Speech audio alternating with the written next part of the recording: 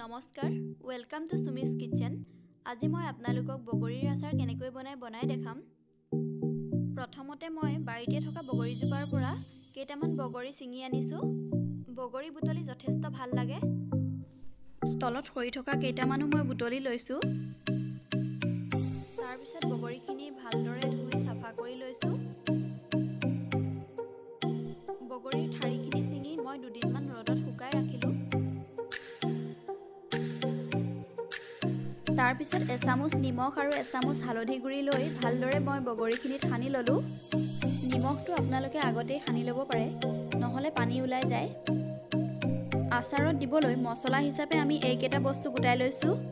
এয়া ধনিয়াৰ গুটি লৈছোঁ, মেথি গুটি লৈছোঁ কেইটামান, শুকান জলকীয়া কেইটামান, জিৰা, চফ গুটি আৰু কেইটামান বগা সৰিয়হ গোটাই লৈছোঁ।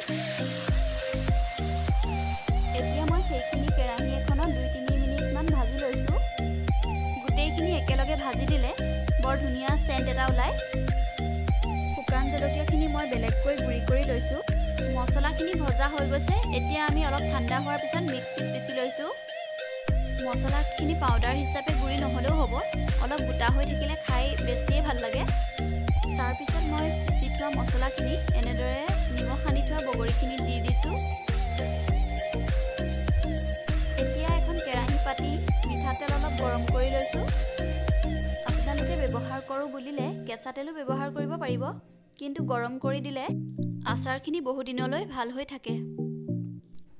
কিছুৱে আচাৰখিনি বেয়া হৈ নাযাবলৈ ভিনেগাৰো ব্যৱহাৰ কৰে। মই আপোনালোকক সহজভাৱেই দেখাইছোঁ। তেলখিনি ঠাণ্ডা হোৱাৰ পিছত এনেদৰে বগৰীখিনিৰ ওপৰত দি দিছোঁ। এতিয়া এখন হেতাৰে ভালদৰে সেইখিনি মিহলি কৰি লৈছোঁ।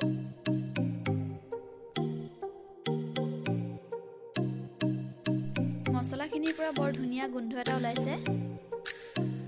তাৰপিছত মই শুকান জলকীয়াৰ গুড়িখিনি দি দিছোঁ। সেইখিনিও ভালদৰে হেতাৰে সানি মিহলি কৰি ল'লোঁ। ভিডিঅ'টো চাই যদি ভাল পাইছে লাইক আৰু শ্বেয়াৰ কৰি দিব। বগৰীখিনি এটা চিচাৰ বৈয়ামত ভৰাই ল'লোঁ। প্লাষ্টিকৰ টেমাত থ'লে সোনকালে বেয়া হৈ যোৱাৰ সম্ভাৱনা থাকে। এয়া মোৰ বগৰীৰ আচাৰ ৰেডি হৈ গ'ল। যদিও সেয়া এতিয়া খাব পৰা হোৱা নাই, এসপ্তাহমান ৰ'দত দিয়াৰ পাছত আমি সেইখিনি খাব পাৰিম। আচাৰখিনি বেয়া হৈ নাযাবলৈ আমি সাঁফৰখন টানকৈ মাৰিব লাগিব আৰু মাজে সময়ে ৰ'দত দি থাকিব লাগিব। আৰু আচাৰখিনি উলিয়াওঁতে তিতা চামুচ ব্যৱহাৰ নকৰিব।